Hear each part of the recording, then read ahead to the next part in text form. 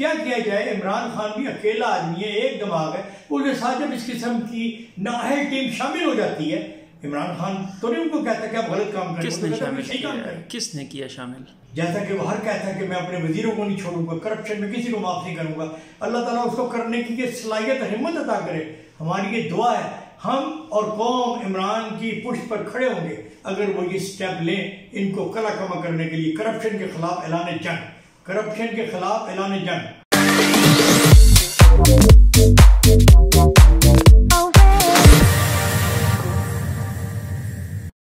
अब bold TV के साथ शहजाद सनम आपका मेजबान हाजिर है। आज के इस प्रोग्राम में हमने एक बड़ा ही मौजू लिया है जो कि रोजमर्रा मामूलात जिंदगी से है।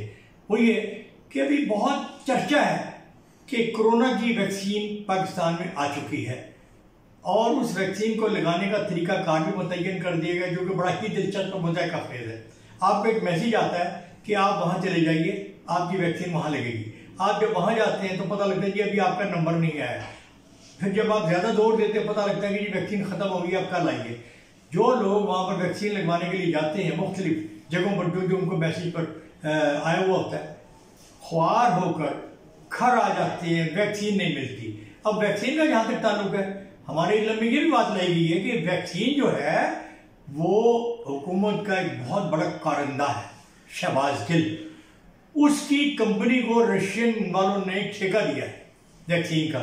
अब इस बात को आप इन्वेस्टिगेट अगर करें तो पता ये लगता है कि इसका मतलब पहले तो हुकूमत के कारंदों को वैक्सीन लगाई, अवाम तक तो पहुंची नहीं है, निचली सतह पर तो अभी आई नहीं है। ये तो अभी बड़े बड़े ब्यूरोक्रेट्स उनको लगाई जा रही है। कोई कहता है जी बहुत अच्छी है, कोई कहता है जी इसका साइड इफेक्ट हो गया। अब इसके अलावा वैक्सीन के अलावा और भी बड़ी प्रॉब्लम है। हमारे अस्पतालों में दवाई मिलती कोई नहीं है। अगर कोई मरीज चला भी जाता है, यकीन कीजिए उनके टेस्ट और उनकी दवाई का तो नामो निशान अस्पताल में है ही नहीं। इवन दैनिक की डिस्प्रिन की गोली या एक इंजेक्शन की सिरिंज वो भी बाहर से लानी पड़ती है। अब इसका जिम्मेदार कौन है? क्या अस्पतालों को फंड नहीं मिलता? क्या अस्पताल वालों को गवर्नमेंट को इमदाद नहीं देती? ये तो शहबाज शरीफ के दौर में ये बड़ा कमाल था कि उन्होंने हर अस्पताल में बहुत बड़ी पैराफ्लेक पर लिख कर लगाया हुआ होता था कि जनाब हमारे हॉस्पिटल में ये दवाइयाँ मौजूद हैं। इसके अलावा अगर यही दवाई कोई डॉक्टर आपको लिख कर दे तो हमें आप रुजू करें। डॉक्टरों का मामला भी बड़ा सीधा हो गया था कि भाई यहाँ तो दवाइयाँ मौजूद हैं, हम बाहर से अगर लिख कर देंगे तो ये तो रौला पड़ जाएगा। उसका नतीजा ये निकला, अस्पतालों की हालत बहुत बेहतर हो गई थी, बहुत बेहतर हो गई थी।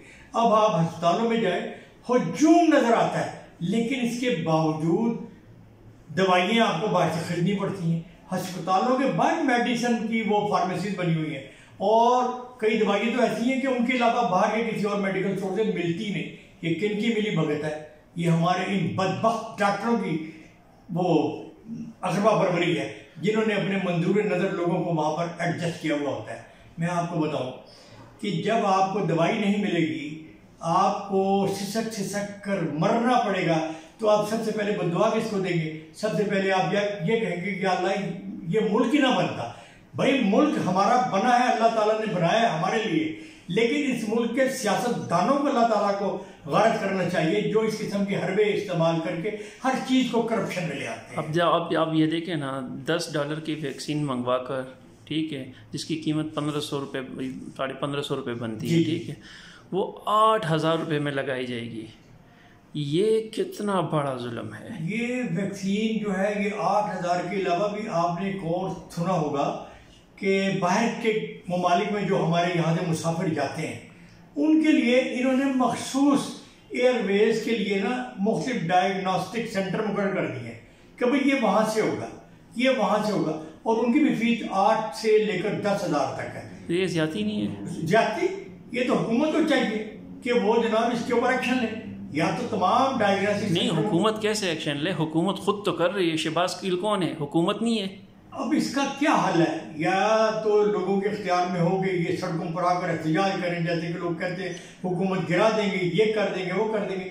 भाई ये तो अपोजिशन को भी चाहिए, अहले इक़्तिदार को भी चाहिए कि अपोजिशन। सर आप PDM का देख ले, उन्होंने पीपल पार्टी को थोड़ा सा हाथ दिया, ठीक है, तो पीपल पार्टी उनके साथ मिल गई, PDM टूट चुका है। PDM का तो अब कोई मकसद ही नहीं रहा। सर मुझे आज तक ये समझ नहीं आई कि ये हमारे मुल्क में अपोजिशन और हिजब इक़्तिदार, इनका चोली दामन का साथ रहा है। वही लोग वहां पर हुकूमत को सपोर्ट करते हैं, हुकूमत के लोग ही अपोजिशन वालों को सपोर्ट करते हैं। लाजिम मजलूम और ज्यादा दूर रह जाए, हमारी सियासी पार्टियों में ऐसे लोग हैं कि एक भाई वहां है, दूसरा भाई दूसरी में। और जिंदा मिसाल ये ले लें, ये PTI का जो नाम नेहाद वजीर, नाअहल वजीर असद उमर, ये जनाब PTI में है, जिसके बारे में कहा गया था बहुत बड़ा मईशतदान है, जिसने मईशत का बेड़ा गर्क किया और इमरान खान ने इसको चलता किया वहां से, मिनिस्ट्री ऑफ फाइनेंस से। सर कोई फायदा तो नहीं है ना, अब दोबारा हुकूमत में तो फिर भी है ना। और दूसरा भाई जुबैर, वो बोर्ड ऑफ इन्वेस्टमेंट का एक कारंदा था, वो जनाब मुस्लिम लीग नून में है। अब क्या करें, क्या ख्याल है आपका? रात को तो ये एक दूसरे को राजो न्याज करते हुए PTI की बातें, नून लीग की बातें उनको शेयर करते होंगे, खूब जनाब अली गठ जोड़ होता होगा।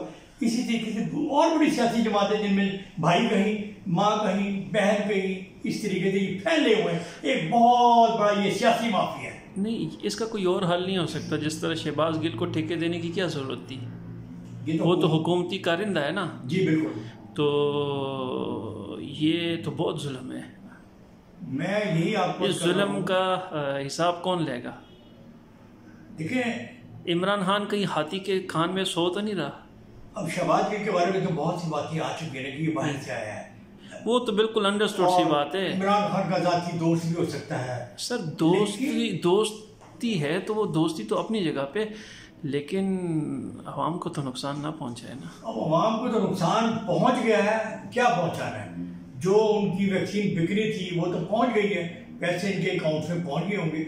ये तो हमारी जितनी एजेंसीज हैं ये भी हुकूमत के ताबे हैं, ये भी आगे चलकर वही काम करती हैं, आगे जाकर बेबस हो जाती है। आखिरकार नतीजा क्या निकलता है कि अवाम चुप हो जाती है करप्शन को देखकर। जैसे 8,000 की वैक्सीन लग रही है, अब अगर किसी ने बाहर जाना है तो ज़ाहिर है वो तो जनाब अपनी ज़रूरत के तहत वैक्सीन ज़रूर लगवाएगा। वो 8 की बजाय 10,000 भी खर्च करने के लिए तैयार है, लेकिन उसको अपनी ज़रूरत है। इसलिए क्या किया जाए इस मुल्क का, तो मैं ये समझता हूँ कि हमें इमरान खान को क्या मैसेज देना चाहिए? मैं इमरान खान जो हमारा पाकिस्तान तहरीक इंसाफ के रहनुमा हैं, मैं पहले भी कह चुका हूँ कि इमरान खान जैसा निडर, मुखलिस, बेबाक इंसान पाकिस्तान की तारीख में कोई ऐसा लीडर कायद आज़म के बाद नहीं मिला और ना ही मिलेगा। लेकिन क्या किया जाए, इमरान खान भी अकेला आदमी है, एक दिमाग है, उसके साथ जब इस किस्म की नाअहल टीम शामिल हो जाती है, इमरान खान तो नहीं उनको कहता कि आप गलत काम करें, किसने शामिल सही काम करें। किसने किया शामिल? ये खुद ब खुद ही इसी तरीके से आकर शामिल होते जरूर लग जाते हैं। खुद क्यों? इमरान खान जो कह रहा था कि मेरे पास अपने ऐसे काबिल लोग हैं, मुझे लोटों की ज़रूरत नहीं है। अब आप देख लेना, इनके टीम में वफाक में जितने लोग बैठे हैं वो या नून के हैं या PPP के हैं। ये किसने शामिल किया? ये एक ऐसा इस तरह इनकलाब नहीं आता, इस तरह सिस्टम ठीक नहीं होता। जिस तरह हम कहते हैं कि इमरान खान बेशक ईमानदार हो, इमरान खान बेशक बहुत काबिल हो, लेकिन अगर मुल्क को कोई फ़ायदा नहीं है तो क्या फ़ायदा? बिल्कुल सही कह रहे हैं, लेकिन ये बात इमरान खान को सोचनी चाहिए। अल्लाह ताला उसको इतनी हिम्मत और इस्तिकामत दे, जैसा कि वो हर कहता है कि मैं अपने वजीरों को नहीं छोड़ूंगा, करप्शन में किसी को माफ़ नहीं करूंगा। अल्लाह ताला उसको करने की ये सलाहियत और हिम्मत अता करे। हमारी ये दुआ है, हम और कौम इमरान की पुष्ट पर खड़े होंगे अगर वो ये स्टेप लें इनको कला कमा करने के लिए। करप्शन के खिलाफ ऐलान जंग, करप्शन के खिलाफ ऐलान जंग। मैं ये कहता हूँ कि कौम तो इस बात की मुतमन्नी है कि करप्शन के खिलाफ ऐलान जंग हो और वो मैदान में निकलें और करप्ट लोगों को नेस्तो नाबूद कर दें। तो आज का हमारा मौजू यही था, करप्शन के खिलाफ ऐलान जंग और ये जो हमारी ब्यूरोक्रेसी, इसके बारे में मैंने बहुत कुछ आपको बताया। तो ख़वातीन हज़रात, अब बोल्ड TV चैनल के साथ आपका मेज़बान शहजाद सनम इन्हीं अल्फाज के साथ आपसे इजाज़त चाहता है कि अल्लाह ताला हमें नेक काम करने की तौफीक अता फरमाए और बदी से बचने की हिम्मत अता फरमाए। अगले प्रोग्राम में फिर हाजिर होंगे अब बोल्ड TV चैनल के नए प्रोग्राम के साथ। खुदा हाफ़िज़।